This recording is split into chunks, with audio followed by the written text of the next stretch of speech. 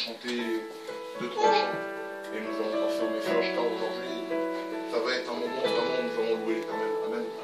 Nous allons faire que de louer l'Éternel. Nous allons chanter 3 chants d'adoration. Et après, je vais prier pour le message et le frère va prendre le message. Et ça va être 4 cultes de louange. Amen. De louange et de louange parce que je dis là où 2 ou 3 sont ensemble en mon nom et prier, il les entend. Amen. Nous sommes plus de 3 ce matin. Amen. Amen. Nous sommes plus de 4 ce matin. Nous sommes même que 6. Amen. Nous sommes le double que le Seigneur a demandé. Et Dieu est au milieu de nous. Il est au milieu de nous. C'est un sacrifice que nous faisons d'être là devant l'Éternel ce matin. Amen. Et nous allons chanter et louer l'Éternel comme il le doit. Amen. Car ce jour nous l'appartient. Amen. Donc nous allons chanter 3 chants d'adoration. Et je prierai pour le message. Et le frère va apporter le message selon l'Esprit de Dieu. Amen. Amen.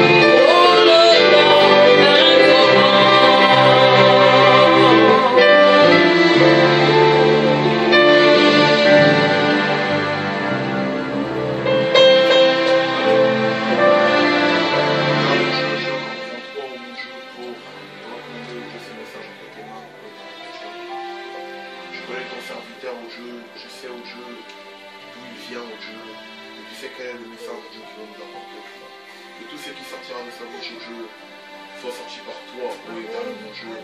Que ton Saint-Esprit vienne encore le remplir au jeu et nous parler de ta part, ô éternel mon Dieu. Qu'il ne dise rien de moi ni de plus que ce que toi, ô Saint-Esprit, tu es. Amen. Que toute la gloire et l'honneur te soit due ce matin, dans tous les siècles et les siècles, au nom de Jésus-Christ que j'ai prié. Amen. Seigneur, Alléluia. voilà, il est merveilleux, il est glorieux. Alors, nous sommes dans la joie encore dans sa maison. Amen. Pour pouvoir célébrer la victoire de Jésus. Amen. Célébrer aussi sa mort, célébrer aussi son retour, comme a dit le frère. Et nous sommes vraiment dans la joie ce matin. Merci aussi le frère qui est venu nous rejoindre pour qu'ensemble nous puissions encore parler de Dieu. Alléluia. Ce matin, depuis hier, on était prévu, on va pouvoir porter quelque chose. Mais vraiment c'était dur, on avait préparé un message. Mais ce matin encore, on s'est réveillé. Et on voulait parler de Marthe et de Marie, les deux sœurs de Lazare.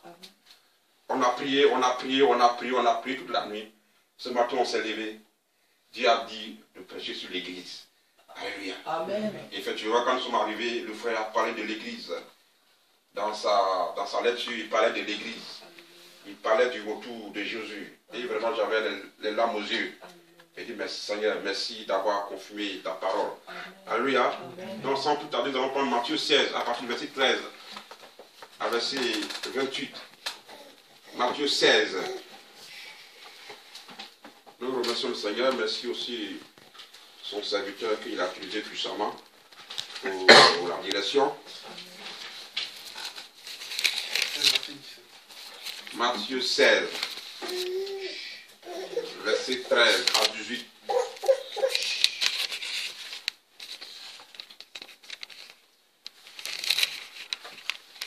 Matthieu 16, à partir du verset 13. Nous sommes dans la joie parce que ce lieu, cette maison, c'est une maison de prière. Alléluia. C'est une maison que Dieu, avant les siècles, avait prédestinée. Alléluia. Et nous prions pour que Dieu nous donne vraiment des yeux spirituels pour voir ce que Dieu veut faire dans ce lieu, pour voir ce que Dieu veut faire dans notre cœur, pour voir ce que Dieu veut faire au milieu de nous. Alléluia.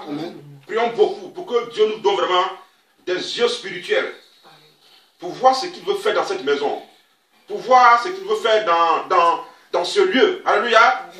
C'est une maison que Dieu, avant les siècles, avait prédestinée pour notre gloire. Alléluia.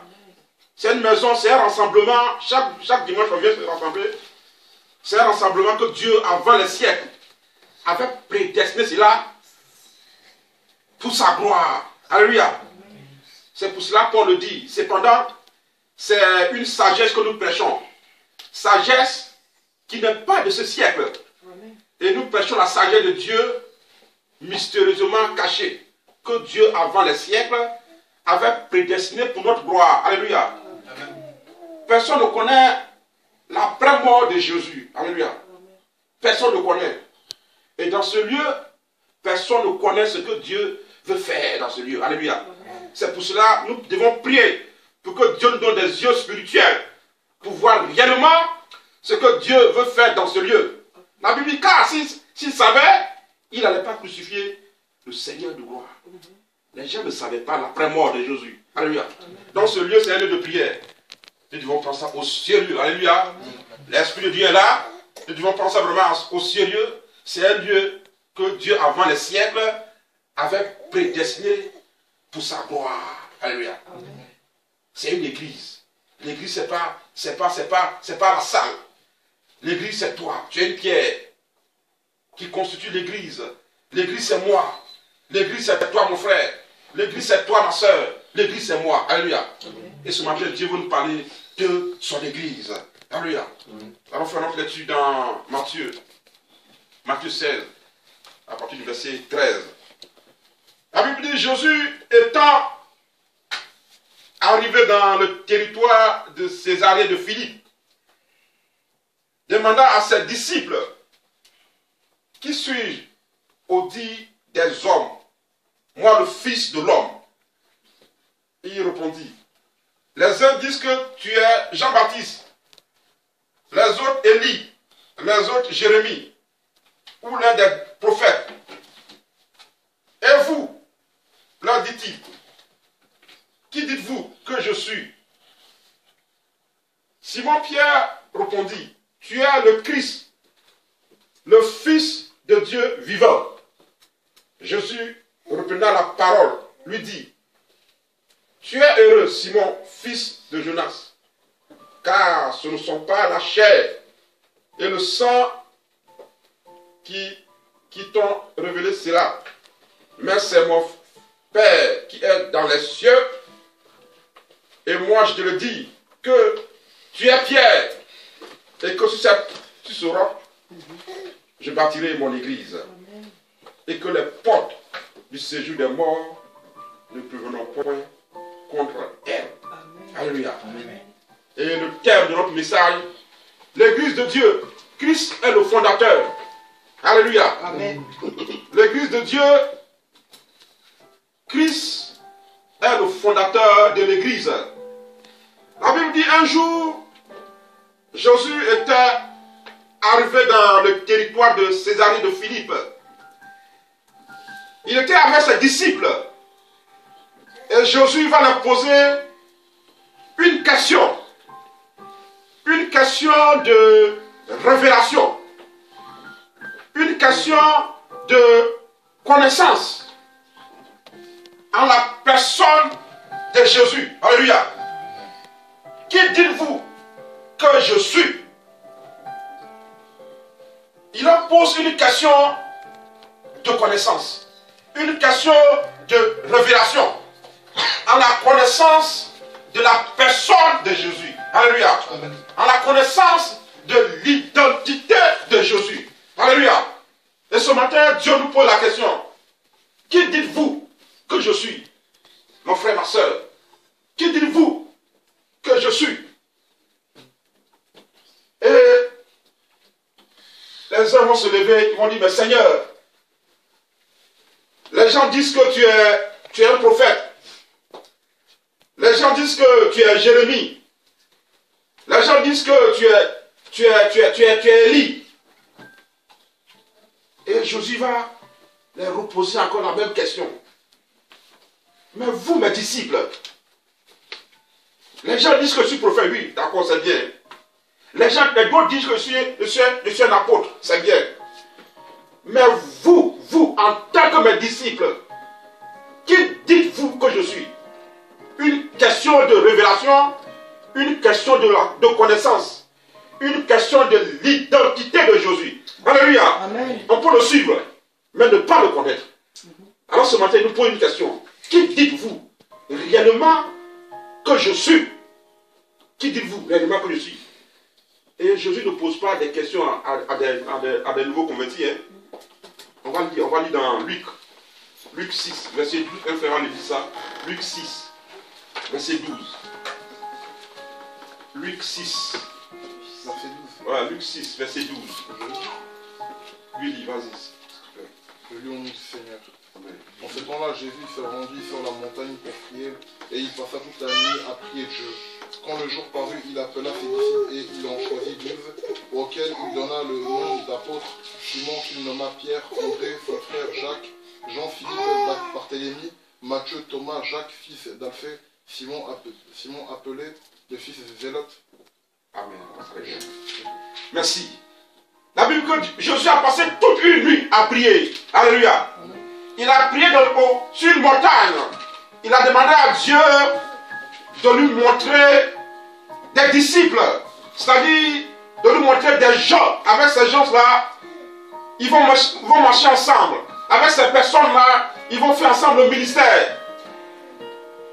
Et durant toute une nuit, il a prié. Et la Bible dit que le jour parut. Le jour parut, il appela ses disciples. Alléluia. Amen. Et parmi ses disciples, il a nommé que 12. Ce qui veut dire qu'il y avait beaucoup de disciples.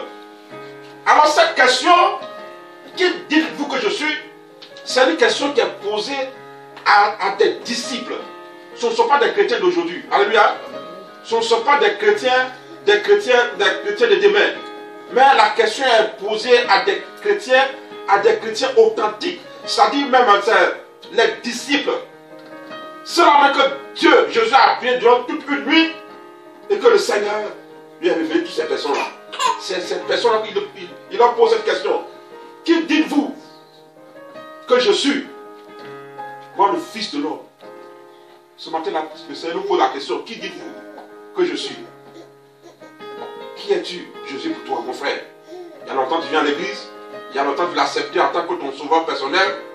Mais qui dites-vous que je suis? Mais Seigneur, les gens disent que tu es prophète. Les gens disent que tu es Jean-Baptiste. D'autres disent que tu es Élie. D'autres disent que tu es un apôtre. Mais Jésus va se retourner et va dire, mais vous, en tant que disciples, vous, on a marché ensemble. On a vécu ensemble. J'ai prié devant vous. On a fait tout ensemble. Mais vous, qui dites-vous que je suis? C'est une question de révélation. De la connaissance de la personne de Jésus. Cette question, ça dépend, c'est toute une vie. La réponse à cette question, c'est toute une vie qui est là. Alléluia. Amen. Qui dites-vous que je suis? On peut le suivre, mais ne pas le connaître. Alléluia. Les disciples l'ont suivi, mais n'ont pas connu. Mais Dieu est un Dieu d'amour. Dieu a fait grâce à Simon-Pierre. Simon-Pierre va se lever et dit, Seigneur, j'ai la réponse à cette question. Il va dire, Seigneur, verset 12, Jésus reprenant la parole, elle lui dit, non, verset 16, Simon-Pierre répondit, tu es le Christ, le Fils de Dieu vivant. Jésus reprenant la parole, elle lui dit, tu es heureux, Simon, fils de Jonas, car ce ne sont pas la chair et le sang qui t'ont révélé cela, mais c'est mon Père qui est dans les cieux qui t'a révélé cela. La chair et le sang, c'est-à-dire, Simon, ce ne sont pas tes propres intelligences, alléluia. Amen. Ce ne sont pas ta sagesse. Ce n'est pas parce que tu es intelligent. Ce n'est pas parce que tu es sage. Ce ne sont pas la sagesse humaine qui t'a révélé la réponse à cette question. Mais c'est mon Père, alléluia, Amen, qui est dans les cieux, alléluia, qui t'a révélé cette question, alléluia. Amen. Alors, Simon-Pierre, sur cette pierre, je bâtirai mon église, alléluia. Amen. Alors là, Christ insiste, je bâtirai mon église. Je bâtirai mon église sur cette pierre. Je bâtirai mon église. C'est-à-dire, Christ insiste, il est en train d'insister, sur cette pierre, je bâtirai mon église. Il insiste que lui seul est le fondateur de l'église. Alléluia. Amen. C'est lui seul qui est le fondateur de l'église. Et cette église, il a fondé cela avant la fondation du monde. C'est un projet qui lui tient à cœur. Et c'est un projet qu'il a établi avant la fondation du monde. Ce lieu, c'est un projet qui tient à cœur à Dieu. Et c'est un projet que Dieu a établi avant la fondation du monde. Christ insiste toujours. Il insiste toujours du fait que lui seul, il est l'architecte de son église. Alléluia. Amen. Il y a les gens, s'ils ont un terrain, on fait appel à un architecte. Alléluia. Amen. Pour construire un terrain, pour construire des immeubles, Jésus, maintenant, on fait appel à un architecte. Mais là, Christ va insister. Il dit, je bâtirai mon église. Il insiste que lui seul, il est l'architecte de son église. Alléluia. C'est lui qui a fait le plan de son église. Et quand il faisait le plan de son église, il n'a pas confié son église est un architecte. Il est l'architecte de son église. Alléluia. Amen. Je bâtirai mon église. Et Christ insiste toujours que lui seul est le bâtisseur de l'église. Lui seul est le bâtisseur de ce lieu. Lui seul est le bâtisseur de cette maison. Lui seul est le bâtisseur de cette église qui a déjà commencé dans cette maison. Alléluia. Il est la pierre angulaire. Et l'église appartient à Dieu. Et Christ est le fondateur. Alléluia. Je bâtirai mon église. Christ en insiste toujours. Il insiste encore que lui seul est le fondateur Alléluia. Aujourd'hui, il y a des fondateurs des églises. Mais l'église, c'est Christ qui est le fondateur. Amen. Alléluia. Amen. Il y a des fondateurs des immeubles. Il y a des fondateurs des grandes choses. Des travaux, des écoles. On dit qui est le fondateur? Mais l'église, c'est Christ qui est le fondateur. Amen. Alléluia. Amen. Il est le fondateur et il est la pierre angulaire. Et l'église se repose sur le Père. L'église se repose sur le Fils. Et l'église se repose sur le Saint-Esprit. Sur l'onction du Saint-Esprit. Alléluia. Je bâtirai mon église. Christ insiste encore du fait que lui seul est le propriétaire de l'église. Alléluia. Amen. Il est le maître et le Seigneur de son église. Christ est le propriétaire. Dans 1 Corinthiens 3, verset 11, on va le lire. Mon frère va lire ça. 1 Corinthiens 3, verset 11. Il est le fondateur de l'église. Il est le bâtisseur de l'église. Il est l'architecte de son église. Il est la pierre angulaire de son église. Dans 1 Corinthiens 3, verset 11. Je lis au nom du Seigneur. Oui. Car personne ne peut poser un autre fondement que celui qui a été posé, savoir Jésus-Christ. Amen. Arrêtez-vous là, merci. Car personne ne peut poser une autre fondation. Alléluia. Amen. Que celui que Christ a déjà posé. Alléluia. Amen. Dieu a déjà posé la fondation ici. Alléluia. Amen. On ne peut plus aller ailleurs pour aller poser notre fondation. Alléluia. Amen. Et il y a des gens qui quittent l'église pour aller créer leur propre église. La fondation est déjà là. Alléluia. Amen. La fondation est déjà là. Et les gens quittent l'église pour un but, pour un an, ils quittent l'église, ils vont bâtir leur propre église. Une fondation qui n'est pas de Dieu, elle va s'écouler. Alléluia. Amen. La fondation est déjà là. Alléluia. La fondation est déjà là. Christ est le fondateur. Il est le bâtisseur. Il est le propriétaire. Il est le maître de l'église. Amen. Le maître de la mestale. Alléluia. Amen. Il n'y a plus encore d'autres fondations à faire. Alléluia. Il n'y a plus d'autres fondations à faire. La fondation est déjà là. La fondation est déjà là. Christ est le fondateur. Il n'y a plus de fondation. Il n'y a plus de pierre à poser. Il n'y a plus de lit. Non, je quitte l'église pour aller bâtir d'autres églises. Alléluia. Amen. Dans Éphésiens 4, verset 11, on va lire, frère. Éphésiens 4, verset 11. Éphésiens 4, verset 11.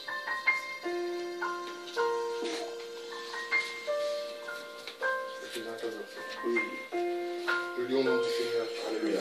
Et il a donné les uns comme apôtres, les autres comme prophètes, les autres comme évangélistes, les autres comme pasteurs et docteurs pour le perfectionnement des saints en vue de l'œuvre du ministère et de l'édification du corps de Christ. Amen. Alléluia. Amen.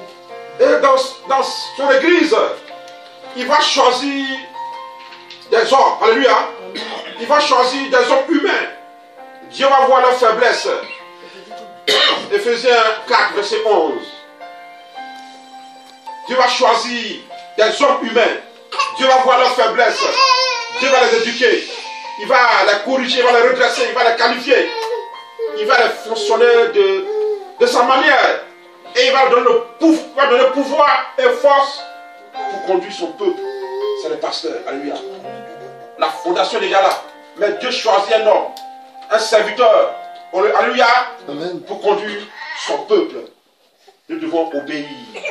Alléluia. Nous devons obéir. Et toute personne qui pose une pierre, toute personne qui pose une fondation qui n'est pas de Dieu, vit dans la rébellion. Alléluia. Amen. Alors quand on quitte l'église, on va poser une pierre. C'est la rébellion. Alléluia. La pierre est déjà posée. Alléluia. La pierre est déjà posée. Simplement, nous devons travailler. Alléluia. Simplement, nous devons travailler. Nous devons travailler. Parce que déjà, la pierre est déjà appelée. Elle est déjà posée. Simplement, il va dire dans Matthieu 21, verset 12 à 13. Il a dit, ma maison sera appelée une maison de prière. Alléluia. Une maison de prière. Et vous faites cela une caverne de voleurs. Alléluia. La maison de Dieu, c'est une maison de prière. Alléluia. Amen. Pas une maison de pratique, de caverne de voleurs. Et beaucoup viennent à l'église. Ils ne viennent pas pour prier, mais ils viennent pour pratiquer des choses contraires à sa volonté. C'est pour ça que la Bible dit qu'il va les chasser. Il va nettoyer son temple. Alléluia. Parce que c'est une fondation qui tient. Lui-même, il est le fondateur, il est le propriétaire, il est l'architecte de son église. Alléluia. La maison de Dieu, c'est une maison de prière. Pas une maison de compétition. Alléluia. On ne fait pas l'église pour faire une maison de compétition. Il a pris ma place. Il a pris ma place. Non. Il a pris ma place. Pourquoi c'est lui? Pourquoi c'est lui qui est devant? Pourquoi c'est pas moi? Pourquoi c'est lui qui est devant? Pourquoi c'est pas moi? Et on se divise dans les églises. Alléluia. Amen. On se lutte, on lutte des places. Alléluia. Amen. Vous savez, à la maison, on a une table à manger. Et sur la table à manger, il y a au moins 4 chaînes. Et chacun a sa chaîne. Alléluia. Amen. Et chaque fois qu'on veut manger, tu vois les deux là, souvent ils se bousculent, chacun vous prend la place, chacun vous prend une place. Non, papa, cette place là c'est pour moi. Et les enfants se bousculent, alléluia. Même dans la voiture, à cause de place. Ça c'est pour moi, là c'est ma place, ça c'est ma place. Non, non, ça c'est ma place. Papa, je veux m'asseoir ici. Non, non, je veux m'asseoir ici. Et aussi à l'église, il y a des gens qui se comportent comme des enfants d'église. On lui des places. On se comporte les enfants. On lui des places. Il a pris ma place. Il a pris ma place. Et il y a une compétition. Alléluia. Je vais aller vite. Je vais arriver. Pourquoi lui est comme ça? Pourquoi lui elle est béni? Pourquoi moi je ne suis pas béni? Et la jalousie s'installe. La maison de Dieu, c'est appelé une maison de prière. Amen. Pas une maison de division. Alléluia. Pas une maison de querelle. Pas une maison de jalousie. Pas une maison de confondu où tout le monde est confondu. Chacun a sa propre vision. Non. Nous avons une seule vision. C'est la vision que Dieu communique à son serviteur, qui est le pasteur qui est devant nous. Et c'est cette vision-là que chacun suit. Alléluia. Nous avons une seule vision. Il n'y a pas une vision. Il n'y a pas plusieurs visions. Alléluia. Quand le pasteur dit allons devant, nous devons le suivre aller devant. Alléluia. Amen. Quand le pasteur dit de reculer, nous devons tous reculer. Quand le pasteur dit allons à droite, nous devons tous aller à droite. Quand le pasteur dit allons à gauche, nous devons tous aller à gauche. Oui, ma maison c'est appelée une maison de prière. Alléluia.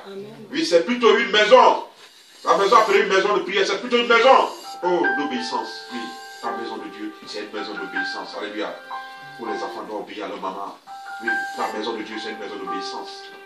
Où chacun doit obéir au pasteur. Chacun doit obéir à son frère. Chacun doit obéir à sa soeur. Alléluia. La maison de Dieu, c'est une maison d'unité. Alléluia. Une maison d'amour. Une maison dans la même division.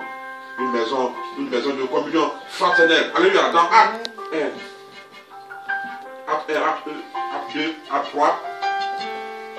Vous allez voir après dans le service, après dans la maison, Acte 1, Acte 2, Acte 3. Vous voyez que les disciples travaillaient ensemble. Les disciples, ils faisaient tout ensemble. Ils faisaient la communion ensemble. Alléluia. Acte 1, Acte 2, Acte chapitre 1, Acte 2, Acte verset, Acte chapitre 1, Acte chapitre 2, Acte chapitre 3. C'est l'union entre les disciples, les apôtres, qui faisaient tout ensemble. Ils étaient bénis par le Seigneur. Alléluia. Amen. Oui, je bâtirai mon église et les portes des séjours des morts ne prendront elle. Verset 27. Jésus répondit. Jésus reprend la parole et dit, tu es heureux, Simon-Pierre, fils de Jonas, car ce ne sont pas la chair et le sang qui t'ont révélé cela, mais c'est mon Père qui est dans les cieux. Et moi je te le dis, que tu es Pierre, a dit Pétros. Et sur cette pierre, Pétra, je bâtirai mon église. Alléluia. Je bâtirai mon église. Et l'église appartient à Dieu. Alléluia. Et chacun devait apporter quelque chose dans son église. Alléluia. Dans la maison de Dieu. La fondation est déjà posée. Dieu a déjà posé la fondation. maintenant à nous, maintenant de travailler, à nous d'être soudés pour travailler. Alléluia. C'est comme une maison qu'on construit. Quand on construit la maison, il y a des plombiers. Alléluia. Il y a des maçons. Il y a des caroleurs. Il y a des électriciens. Il y a des plombiers. Et chacun vient faire son travail dans la maison de Dieu. Alléluia. Si tu es plombier, tu fais ton travail de plombier. Si tu es maçon, tu fais ton travail de maçon. Si tu es électricien, tu apportes ton savoir-faire. Alléluia. Mais la finalité, c'est de finir la maison. Si tu es un peintre, tu fais ton travail de peintre. Alléluia. Amen. Si tu as quelque chose, tu apportes ça dans la maison de Dieu. Alléluia. Amen. On vient pour travailler, pas pour se bousculer. Car la maison de Dieu, c'est une maison de prière. Alléluia. Car la maison de Dieu, c'est une maison de prière, pas une maison de division. Ma maison sera appelée une maison de prière. Amen. Et sur cette maison, il a bâti son église. Et chacun nous présente une pierre. Alléluia. Amen. Oh, mon frère qui est venu ce matin, mon frère qui nous présente une pierre. Oui, c'est parce que Christ a besoin de toi. Quand dans la maison, il y a un trou, je te dis qu'un jour, les magrets vont rentrer dans la maison. Hein. Alléluia. Amen. Quand dans la maison, il y a un trou, les magrets vont rentrer dans la maison. Les serpents vont rentrer dans la maison. Et les choses du monde vont rentrer dans la maison. Chacun a sa place dans la maison. Tu es une pierre et tu es posé dans la maison de Dieu. Alléluia. Comme le maçon qui pose les pierres, la finalité, c'est qu'il faut finir la maison. Là où Dieu t'a placé, sois soudé, reste là, ne bouge pas. Amen. Et quand tu bouges, il y a un trou. Attention, le magria, le serpent, peut-être les capots, ils vont rentrer dans la maison de Dieu. Ils vont commencer à mettre la division. Les ennemis. Alors dans ce lieu, c'est une maison de prière. Alléluia. Amen. Soyons soudés. La main dans la main. La main dans la main. Chacun fait son travail. Chacun une pierre précieuse que Dieu a mis pour son église. Soyons soudés. Alléluia. Pour faire grandir cette église. Alléluia. Amen. Car Dieu compte sur nous. Car Dieu compte sur nous. Alléluia. Amen. Nous sommes des pierres. Des pierres vivantes. Alléluia. Des pierres vivantes. Nous avons un rôle à jouer. Chacun a un rôle à jouer dans la maison. Soyons soudés. Alléluia. Amen. Pour faire grandir cette œuvre. Cette œuvre se repose sur nous. Alléluia. Il a dit à Pierre, tu es Pierre, mais sur cette pierre, je bâtirai mon église. Sur toi, je bâtirai mon église. Sur toi, je bâtirai mon église. Et les portes des séjours de mort ne pourront point contre nous, contre elle. Les portes des séjours de mort. Les portes des séjours de mort. Même la mort, même l'âme suprême de Satan, même le châtiment, les esprits de puissance, les esprits de ténèbres, la confusion, n'ont pas le pouvoir d'arrêter l'église. Alléluia. Ce que Dieu veut faire dans cette maison, personne ne peut arrêter. Alléluia. Amen. Personne ne peut arrêter l'œuvre que Dieu veut bâtir dans cette vie. Mot. Alléluia. Amen. Oui. C'est une fondation qu'il a bâtie avant la fondation du monde. Et personne ne peut arrêter l'œuvre. Même les obstacles, personne, les esprits des ténèbres, Satan et sa troupe démoniaque, ils ont été déjà vaincus dans le désert. Alléluia. Et Christ est allé à la croix pour proclamer sa victoire. Sa victoire sur la mort, la victoire sur Satan, la victoire sur les démons. Et lui ne peut arrêter l'église. Les portes du séjour de mort ne peut arrêter ce que Dieu fait dans ta vie. Alléluia. Amen. Dans ton cœur, ton âme, dans ton cœur. Oh, notre cœur est la maison, une maison de prière. Personne ne peut détruire ce que Dieu peut faire. Alléluia. Amen. On va se lever. On va se lever. Et on va chanter la chant qui dit, nous sommes un. Nous sommes un. Vous pensez du chant? Amen, oui. Voilà. On va chanter ce chant. Car l'église appartient à Dieu. Et personne, nous sommes un. Personne ne peut. Personne ne peut. On va s'entendre les mains, levez-vous.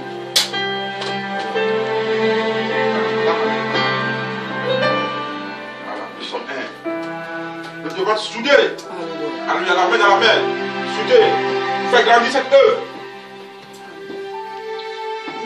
Nous sommes Dans un lien d'amour. Nous sommes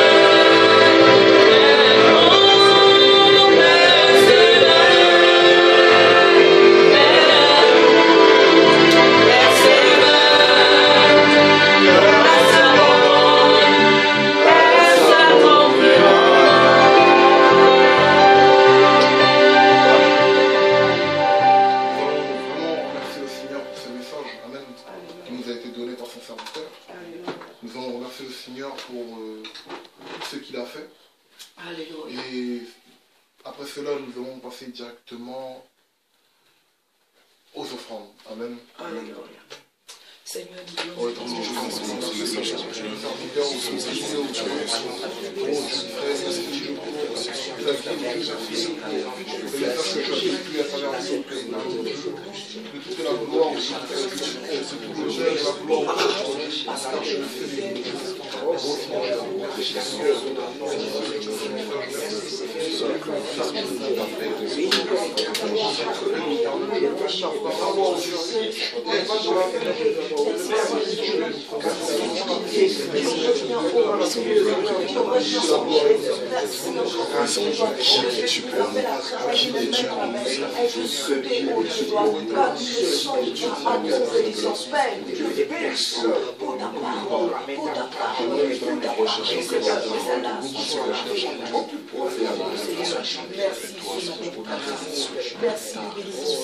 merci de bénir Dieu, cette génération que tu as choisie, au Père, ce pays, ces nations. Gloire à toi. Gloire à toi, Seigneur. Au nom de Jésus. Merci. Au nom de Jésus-Christ. Alléluia. Amen.